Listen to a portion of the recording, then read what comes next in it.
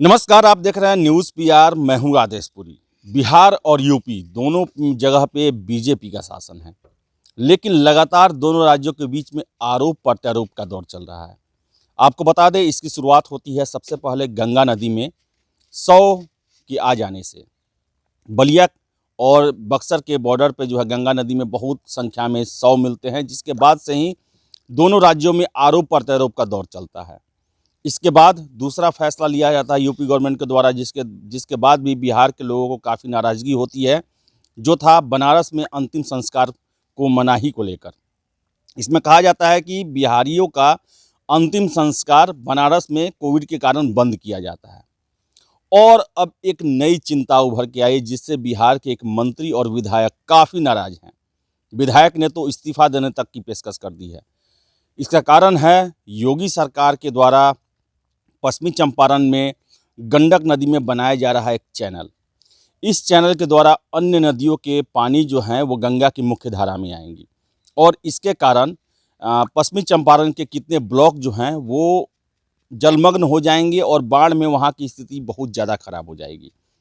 आपको बताएं कि लौरिया से विधायक है विनय विहारी, जो कि भोजपुरी के गायक भी हैं, और इसके अलावा बताएं कि नारायण प्रसाद, जो कि बिहार में जो है वो पर्यटन मंत्री हैं और नौतन से विधायक हैं, और ये लगातार गोलबंदी किए हुए हैं योगी सरकार के इस निर्माण कार्य को लेकर। इनका कहना है कि ऐसा हुआ तो गंडक नदी, जो कि हर एक साल बाढ़ के समय में तबाही बन के आ रही है, पिछले ही साल अगर हम देखें तो पश्चिमी चंपारण, पूर्वी चंपारण, फिर से गोपालगंज के इलाके जो हैं जलमग्न हो गए थे और इतना डिस्चार्ज था जिसे संभाल पाना मुश्किल हो रहा था।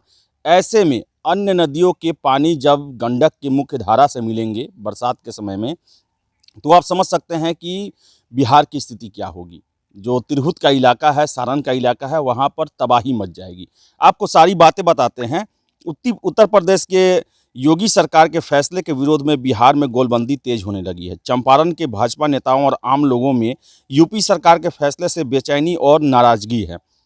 विधायक और पूर्व मंत्री विनय विहारी के बाद राज्य के पर्यटन मंत्री नारायण प्रसाद ने बिहार और उत्तर प्रदेश की सीमा पर चैनल का निर्माण कर नदी की मुख्य धारा को बदलने का विरोध किया है। इसको लेकर मुख्यमंत्री नीतीश कुमार, जल संसाधन मंत्री संजय झा और विभाग के प्रधान सचिव को पत्र लिखकर चैनल निर्माण कार्य बंद करने का अनुरोध किया है।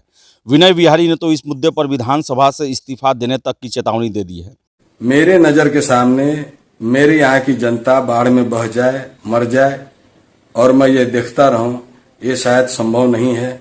इसलिए बड़े ही अदब और लिहाज के साथ मैं आपको बोल रहा हूं कि आप मेरी ये बात माननीय मुख्यमंत्री जी तक, माननीय जल संसाधन मंत्री जी तक और जो भी संबंधित सचिव पदाधिकारी हैं उनको बताया जाए, उनसे बात किया जाए, ताकि विवश होकर के मुझे इस्तीफा नहीं देना पड़े। मेरे लिए बड़े दुख की बात है और मैं बड़े ही शालीन तरीके से आपको बता रहा हूं। मुझे लगता है आप विद्वान अफसर हैं, मेरी बात का ध्यान रखेंगे और मेरी बात को आगे तक बढ़ाएंगे। जय हिंद। आपको बताते हैं कि पर्यटन मंत्री ने अपने पत्र में लिखा है कि उत्तर प्रदेश की एजेंसी द्वारा चैनल का निर्माण कार्य किया जा रहा है, जिससे उत्तर प्रदेश की नदियों की मुख्य धारा बिहार की गंडक नदी में हो जाएगी। इससे चंपारण तटबंध पर दबाव बढ़ेगा, जिसका असर योगापट्टी, बैरिया एवं नौतन प्रखंड पर पड़ेगा। बाढ़ की तबाही में जिला मुख्यालय बेतिया भी प्रभावित हो सकता है। पर्यटन मंत्री ने कहा कि बेतिया के एसडीओ द्वारा चैनल निर्माण पर रोक के बाद रात में काम पर लगाया जा रहा है। इससे जनता में काफ़ी आक्रोश है।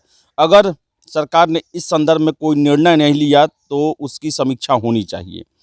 इस योजना का असर जो है बिहार के पश्चिम चंपारण के कई प्रखंडों के दर्जनों गांवों पर पड़ने की आशंका है। इन गांवों के लोगों का कहना है कि यूपी कई साल से हर साल बाढ़ और कटाव से तबाही मचती है। अब यूपी सरकार ऐसा चैनल बना रही है जिससे ये तबाही अब बिहार के हिस्से में आ सकती है। भाजपा विधायक विनय विहारी ने पिछले दिनों दावा किया था कि इस चैनल के बनने से योगापट्टी प्रखंड के दर्जनों गांव को काफ़ी नुकसान होगा। चंपारण में भारतीय जनता पार्टी आजकल काफ़ी मजबूत स्थिति में है। राज्य के पर्यटन मंत्री भी भाजपा से ही हैं। चंपारण से ही बिहार सरकार की उप मुख्यमंत्री रेणु देवी हैं। भाजपा के प्रदेश अध्यक्ष संजय जायसवाल भी हैं। भाजपा के विधायक विनय विहारी का कहना है कि इस चैनल से सबसे अधिक असर उनके निर्वाचन क्षेत्र के लोगों पर पड़ेगा। ये तमाम नेता जन आक्रोश की वजह से परेशान हैं और इन्हें परेशानी है कि अगर इस चैनल का निर्माण हो जाएगा तो हम भी लगातार आपको खबरें दिखाते रहे हैं।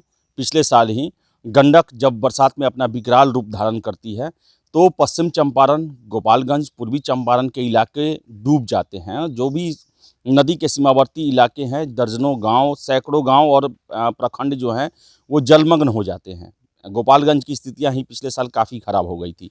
ऐसे में और नदियों के पानी अगर गंडक नदी में आएंगे तो आप समझ सकते हैं कि स्थितियाँ क्या होगी। तो जो विधायक हैं, मंत्री हैं, उनका चिंता जो है वाजिब है, लोगों का भी चिंता वाजिब है। और ऐसे में बिहार सरकार समेत केंद्र सरकार को भी पहल करना चाहिए और इस चैनल के लिए कुछ दूसरा कदम उठाना चाहिए कि जो आफत की संभावनाएं बनी हुई है लोगों के बीच में, नेताओं के बीच में, उसका निराकरण हो सके। क्योंकि बरसात का समय शुरू होने वाला है और चैनल का निर्माण भी तेज़ी से चल रहा है और ऐसे में जो बेचैनी है लोगों की वो बढ़ते जा रही है। तो ज़रूरत है सरकार को इस पर सकारात्मक पहल करने की, नहीं तो सभी जगह केंद्र में भी, यूपी में भी और बिहार में भी बीजेपी की सरकार है और ऐसे में अगर ये आपदा आती है, ये चैनल का निर्माण आपदा बन के आती है तो लोगों में काफ़ी नाराज़गी रहेगी अपनी सरकार के प्रति और इस चैनल के प्रति। तो फिलहाल इस वीडियो में इतना ही। वीडियो पसंद आए तो लाइक शेयर करें, हमारे चैनल न्यूज़ पीआर को सब्सक्राइब जरूर कर लें। धन्यवाद।